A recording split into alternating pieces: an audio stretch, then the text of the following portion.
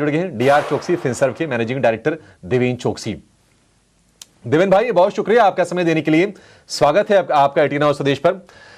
Sir, हम ये देखते हैं कि जब जब कोई जियोपॉलिटिकल कंसर्न्स होते हैं, कोई इंटरनेशनल कोई इवेंट ऐसे होते हैं जो बाजार को परेशान करते हैं, तो भारतीय बाजारों में जो रिएक्शन आता है ना, बाकी दुनिया के मुकाबले बहुत ज्यादा शार्प आता है नीचे की तरफ।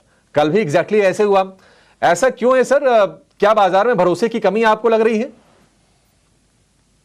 गुड मॉर्निंग अभिषेक। बाजार में भरोसे की कमी किसको लगती है? इन्वेस्टर को नहीं लग रही है। इन्वेस्टर माल नहीं बेच रहा है।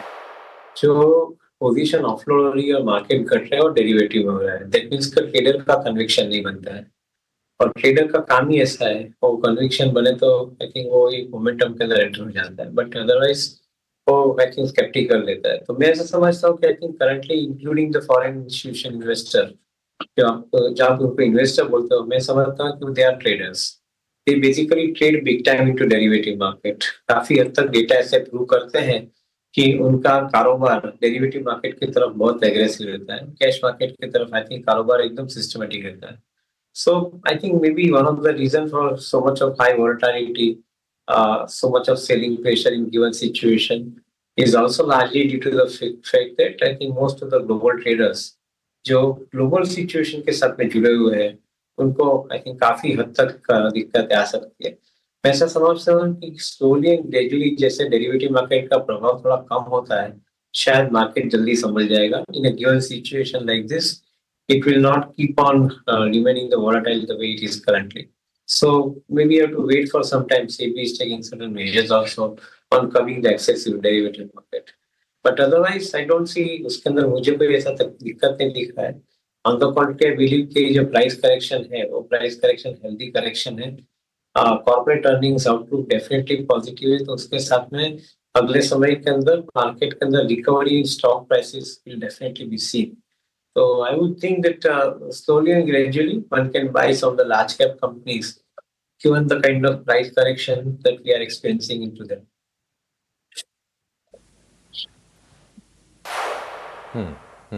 देवेन भाई, एक और चीज हमने देखी लास्ट ईयर और आपसे हमारी चर्चा भी हुई थी कि इंडेक्स ने तो नया हाई बना दिया था, लेकिन ब्रॉडर मार्केट से कोई बहुत एनकरेजिंग संकेत थे नहीं।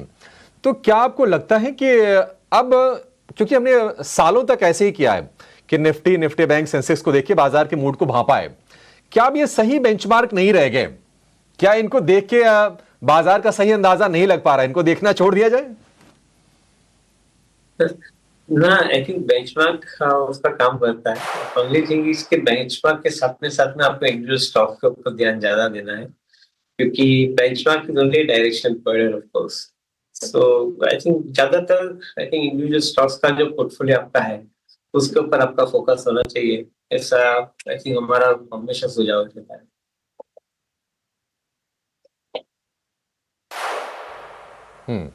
देवेंद्र सर, अगर हम भारत के अगर हम मैक्रोज की बात करें तो वो तो अपने स्ट्रांग ही हैं। हेल्दी ग्रोथ है, कम महंगाई है, टैक्स कलेक्शन बढ़िया है, और अगर हम अर्निंग्स को देखें तो वो भी ऑफ लेट अच्छी आई है Q3 के। तो आपको क्या लग रहा है सर कि ये जो ऊपरी स्तरों से बार बार जो प्रेशर बन रहा है, ये अब कुछ दिनों की बात है? क्योंकि बहुत सारे ऐसे भी चैलेंजेस थे, ट्रेड डील समेत, ये भी दूर हो गई है बाजार के लिए। क्या आप अपॉर्चुनिटी की तरह देख रहे हैं इसे? गिरावट मान लीजिए अगर और आ गई, अगर ईरान और अमेरिका अगर युद्ध में मान लीजिए चले भी गए, तो क्या वो निवेशकों के लिए एक अच्छा अवसर होगा? जब भी निफ्टी का price earning ratio 1 year forward की बेसिस पर 20 के अंदर आता है, तब निफ्टी अट्रैक्टिव बन जाता है। सो अर्निंग की आप जो बात करते हैं, मैं ऐसा समझता हूँ कि करीबन 15% का अर्निंग ग्रोथ हम ये साल में देखने जा रहे हैं, 26-27 के 27 साल में, फाइनेंशियल ईयर में। So overall, I think we don't have much of a challenge on earning front. On the contrary, each and every item जिसके हिसाब से अर्निंग का ग्रोथ बनता है, कमोडिटी के दाम कम है, इन्फ्लेशन कम है, इंटरेस्ट रेट्स कम है, डिमांड ग्रोथ ज्यादा है because of larger amount of money available in the hands of consumer, including income tax, GST के दाम घटाए गए हैं। तो मैं ऐसा समझता हूँ कि हर आइटम के ऊपर आप ध्यान दें तो वो इंडिकेट ऐसा कर रहा है कि कॉर्पोरेट अर्निंग एक अच्छी तरह से आगे बढ़ रहा है। अगर if corporate earning is growing at से 15% रेट ऑफ ग्रोथ, 60 साल में यहाँ से इंडेक्स डबल होना चाहिए, ऐसा पकड़ के चलते हैं। And given that situation, anything which is available today at below 20 times price earning ratio becomes relatively a cheaper consideration and I think a buy opportunity. तो मैं ऐसा समझता हूँ कि मार्केट ये समय के अंदर टाइम करेक्शन और प्राइस करेक्शन दोनों के अंदाज से देखें तो बाय अपॉर्चुनिटी अच्छी तरह से दे रहा है।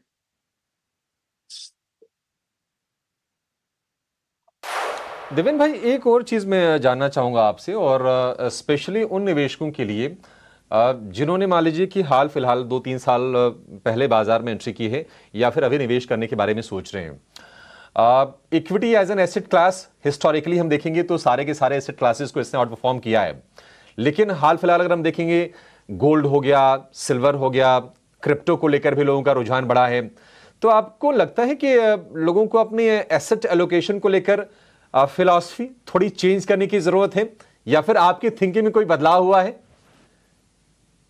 अभी एक पुरानी कहावत है, ये कैपिटल मार्केट एक ऐसी जगह है कि जहाँ पे इम्पेशेंट लोग पेशेंट को रिवॉर्ड करके जाते हैं। That means the impatient investor, I think they reward the investor who are patient, those who have lot of patience. So मैं ऐसा मानता हूँ कि आई थिंक कैपिटल मार्केट के अंदर आपको डेली रिटर्न नहीं देखना चाहिए। आपको एक इन्वेस्टमेंट लंबे समय के लिए आप कर रहे हैं तो capital appreciation over period of time होगा। ऑब्वियसली प्लानिंग करें तो इन्वेस्टमेंट लंबे समय के लिए प्लान करें, तो शायद ये सिचुएशन जो आप डिस्कस करें वो बीट हो जाए। क्योंकि अगर आप आज गोल्ड के साथ में और सिल्वर के साथ में हमारे दाम कंपेयर करते हैं, certainly in last 2 years gold and silver has given a very good तेजी, बहुत अच्छी तेजी में दोनों ट्रेड किए गए। बट ये ट्रेडिंग है, अगर आप इक्विटी में भी ट्रेडिंग करते हो तो शायद आपको इतनी अपॉर्चुनिटी दूसरे स्टॉक्स के अंदर कभी ना कभी मिल गई होती। For example, I think recently आपको मेटल कमोडिटी के अंदर एक अच्छी रैली मिली है। सो आई थिंक आप ट्रेडिंग के माध्यम से इन्वेस्टमेंट को ना कंपेयर करें।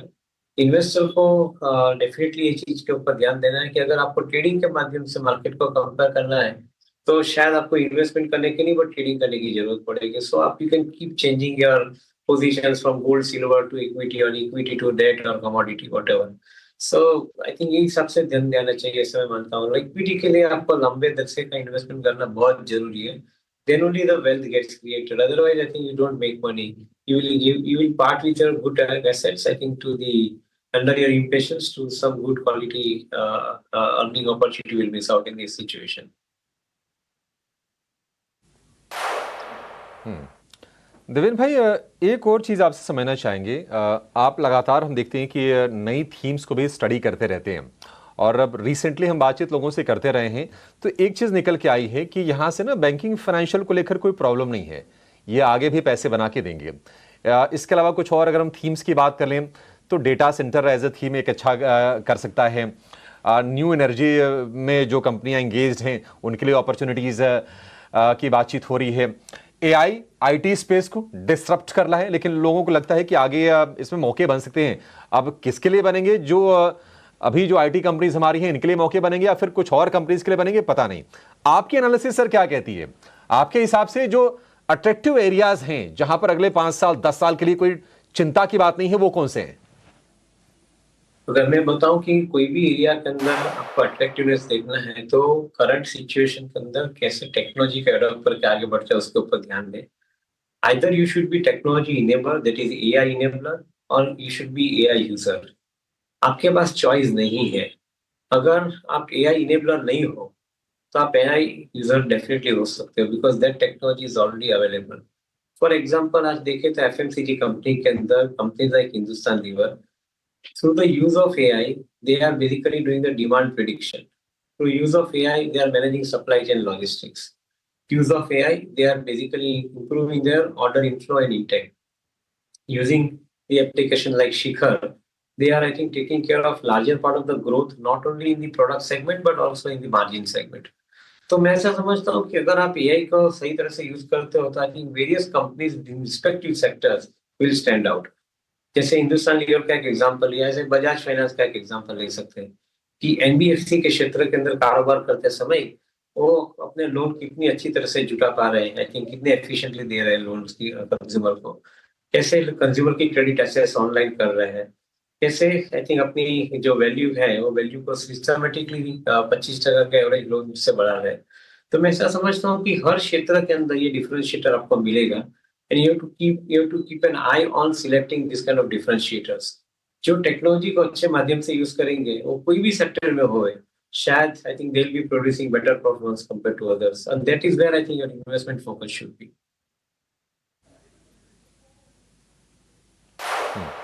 देवेंद्र सर, एक और चीज़ है, और मैं बिल्कुल जो निवेशक हैं ना उनके मन की बात मैं आपसे साझा करना चाह रहा हूँ।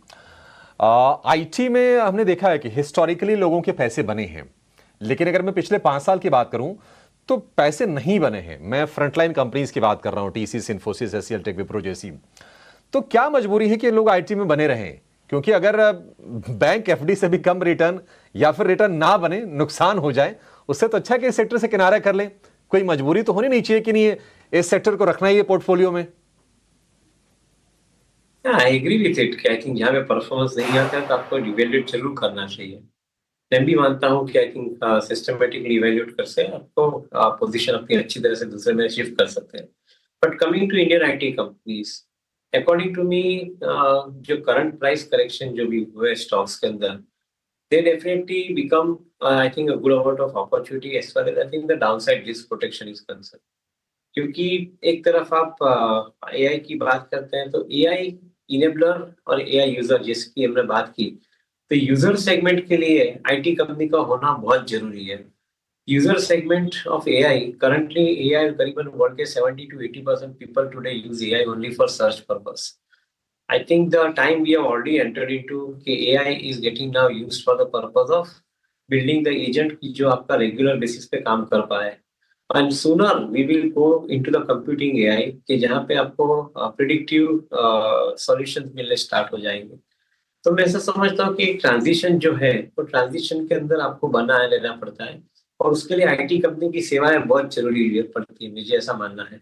शायद आप एक जगह पे आपका टाइम कम कर सकते हो बट दूसरी जगह पे through the use of this particular AI you can increase your business. तो मैं ऐसा समझ रहा हूँ कि many of Indian IT companies are working very closely with their customers and the customer groups कि जहाँ पे उनके बिजनेस को सिस्टमेटिकली आगे बढ़ा सके।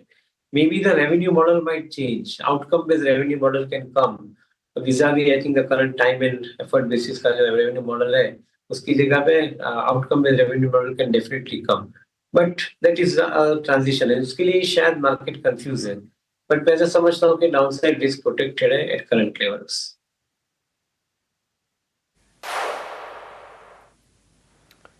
ठीक है, ठीक है देवेंद्र भाई, बहुत शुक्रिया आपका समय देने के लिए और विस्तार से निवेशकों के मन में जो दुविधा है, जो प्रश्न है, उनके जवाब देने के लिए। सर, आपसे फिर से मुलाकात होगी। सर, अच्छा लगता है आपसे बातचीत करके हमेशा।